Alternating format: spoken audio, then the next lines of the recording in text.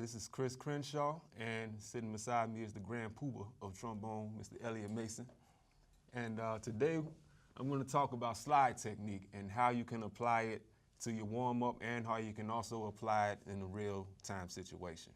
Slide technique is very important because you look at the trombone, it's a very, very awkward instrument. There's no buttons. You're trying to figure out how to play this thing. First, I want to talk about the wrist and how the wrist is very important.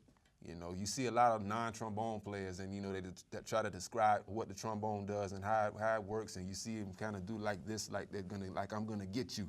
Wrist action is important. It's almost as if you're making a point, you know, especially like in an art gallery or somewhere. It's like, yes, this painting is very, very, very good.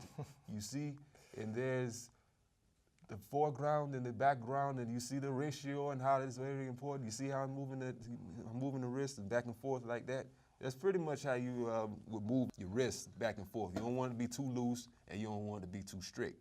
You know, you just want that happy medium so you'll be able to move well and move fluently. Now we're going to apply it to a real life situation, and using it, warming up when you're playing either a scale or an etude or a passage or something that you're really having trouble with in music. And I'm going to apply it to a scale or part of a scale. And there are three things that you want to think about when you're playing, whether notes are in the same partial, notes are in the same direction. And that's very important. If you want to keep the slide in the same direction when you're playing. It's almost comparable to a violinist or any stringed instrument bowing technique. They try to play all the notes that they can before they switch on to the next one, you know, to the next bow.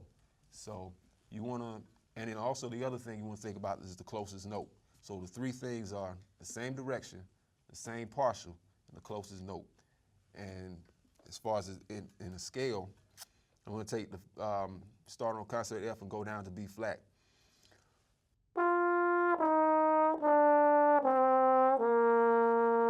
Probably the normal way that you know, some guys would play a B flat scale going down, which is cool when you're slow, but you know, you're gonna have some faster passages, and this kind of looks like you're sawing a little bit. You know, you on a sawmill doing this kind of thing. That's what you're really trying to eliminate when you're playing. And so you also have, you know that you have options. And this is where the same partial, same direction, closest note thing applies.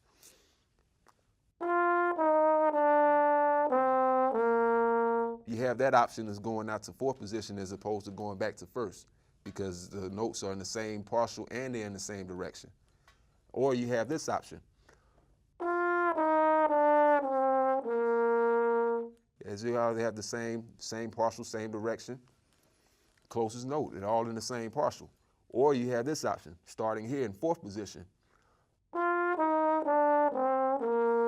Or you have this option.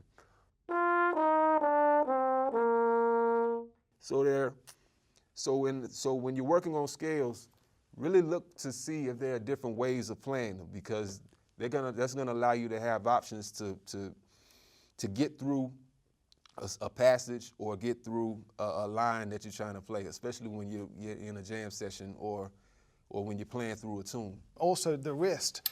I mean, just the way you hold the slide too. I'm kind of on my fingertips, I'm relaxed, and I'm making sure you can practice actually by maybe keeping your elbow out and doing more of the work with the wrist in this area. So your arm's only moving a little bit, but you're actually doing more work with the wrist. You can actually see right here, this thing that I have, the little thing that I just grabbed right there. I prefer a smaller one for that exact thing, because I feel it's a little bit lighter and it feels like the slide's lighter, and it's easier for me to use more wrist. And also just thinking of the slide as almost like a goal. So like you're a goalie in the middle of the goal, and you know, you don't want to always be one end, because then if you have to get here, you want to try and get in the middle, and so you can kind of get to access both sides of it. And if you're using that wrist, you'll be able to get there real quick. Putting it into a tune situation, if you're thinking about maybe a hard tune like our favorite, Take the A Train. I mean, you don't see too many trombonists call that out in a jam session at all because of the second part of the A section, da da da dee da da da dee da da, that part. And so there's different ways of going out about approaching it. A normal way that you would see someone really play Take the A Train would be, if I slowed it down.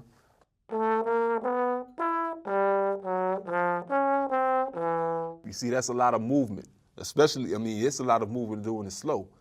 But one way you can think about, going about it is you just go through one note at a time, or 3 notes at a time, depending on what you want to, depending on what's hanging you up. Nah, there's too much movement. Maybe if I start here in 6th position. So you have the notes right there, all in the same partial, all in the same direction, going upwards.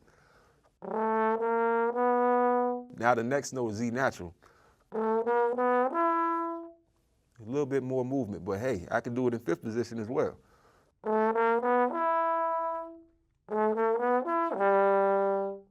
And it feels natural and it looks better, as a trombonist. Or, the other way, which is, see, that's too much movement for me, so I prefer to play it out in 6th position. And then the next note, C sharp, da, in 5th position, catching in 5th. Instead of going all the way up to 2nd.